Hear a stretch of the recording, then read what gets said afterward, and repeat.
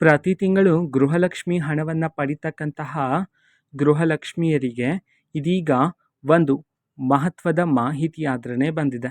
ಓಕೆನಾ, ಈ ಒಂದು ಸ್ಟೋರಿಯನ್ನು ಎಲ್ಲ ಗೃಹಲಕ್ಷ್ಮಿ ಹಣವನ್ನು ಪಡಿತಿರ್ತಕ್ಕಂಥ ಮಹಿಳೆಯರು ನೋಡಲೇಬೇಕಾಗಿರುತ್ತೆ. ಸೊ ಹಾಗಿದ್ರೆ ಬನ್ನಿ ಆ ಒಂದು ಮಾಹಿತಿಯ ಬಗ್ಗೆ ಸಂಪೂರ್ಣವಾಗಿ ಇನ್ಫಾರ್ಮೇಷನನ್ನು ಈ ವಿಡಿಯೋದಲ್ಲಿ ನಾವು ತಿಳ್ಕೊತಾ ಹೋಗೋಣ. ವಿಡಿಯೋವನ್ನು ಸ್ಟಾರ್ಟ್ ಮಾಡ್ತೀನಿ.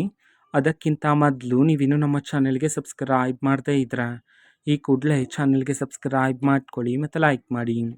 ಸೊ ಈಗ ನಾವು ಇನ್ಫಾರ್ಮೇಷನನ್ನು ತಿಳ್ಕೊತಾ ಹೋಗೋಣ. ಹೌದು, ಪ್ರತಿ ತಿಂಗಳು ರಾಜ್ಯ ಸರ್ಕಾರದ ಕಡೆಯಿಂದ ಗೃಹಲಕ್ಷ್ಮಿ ಯೋಜನೆಯ ಹಣವನ್ನು ಪಡಿತಕ್ಕಂತಹ ಮಹಿಳೆಯರ ಖಾತೆಗೆ 2,200 ರೂಪಾಯಿ ಹಣವನ್ನು ಬಿಡುಗಡೆ ಮಾಡಲಾಗ್ತದೆ.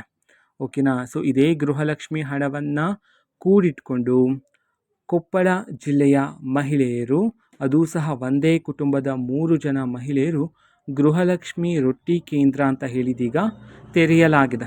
ಓಕೆನಾ, ಸೊ ಅದಕ್ಕೆ ಬೋರ್ಡನ್ನು ಹಾಕಿ ಆ ಒಂದು ಅಂಗಡಿಗೆ ಗೃಹಲಕ್ಷ್ಮಿ ರೊಟ್ಟಿ ಕೇಂದ್ರ ಎಂದು ಹೆಸರನ್ನು ಇಡಲಾಗಿದೆ.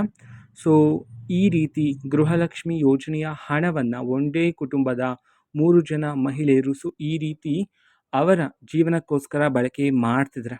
ಓಕೆನಾ, ಸೊ ಗೃಹಲಕ್ಷ್ಮಿ ಯೋಜನೆ ಮುಖಾಂತರ ಹಲವಾರು ಜನ ಬಡ ಜನರೆಲ್ಲ ತಮ್ಮ ಬದುಕನ್ನು ಕಟ್ಟಿಕೊಳ್ಳಲು ಒಂದೊಂದು ಕೆಲಸಗಳನ್ನು ಸಹ ರೂಪಿಸ್ಕೊಳ್ತಿದ್ದಾರೆ. ಗೃಹಲಕ್ಷ್ಮಿ ಯೋಜನೆಯ ಹಣದ ಮೂಲಕ ಸಾಕಷ್ಟು ಸಾವಿರಾರು ಲಕ್ಷಾಂತರ ಜನ ಮಹಿಳೆಯರಿಗೂ ಸಹ ಈ ಒಂದು ಯೋಜನೆಯ ಹಣದಿಂದ ತುಂಬಾ ಸಹಾಯ ಆಗ್ತಿದೆ.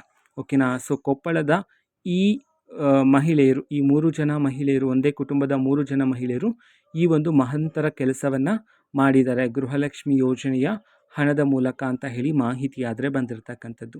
ಓಕೆನಾ, ಸೊ ಇವತ್ತಿನ ಒಂದು ವಿಡಿಯೋ ಇದೇ ರೀತಿ ಇನ್ನೂ ಹಲವಾರು ಯೋಜನೆಗಳಿಗೆ ಸಂಬಂಧಪಟ್ಟಂತೆ ಮಾಹಿತಿ ಬಂದ ನಂತರ ಆದಷ್ಟು ಬೇಗ ನಾನು ನಿಮಗೆ ಇನ್ಫಾರ್ಮೇಷನನ್ನು ತಿಳಿಸ್ತೀನಿ. ಅದಕ್ಕೋಸ್ಕರ ಚಾನಲ್ಗೆ ಸಬ್ಸ್ಕ್ರೈಬ್ ಮಾಡ್ಕೊಳ್ಳಿ. ಮತ್ತೀಗ ನಾವು ಫೇಸ್ಬುಕ್ಕಲ್ಲೂ ಸಹ ಈಗ ವಿಡಿಯೋಸ್ಗಳನ್ನು ಅಪ್ಲೋಡ್ ಮಾಡ್ತಿದ್ದೀವಿ.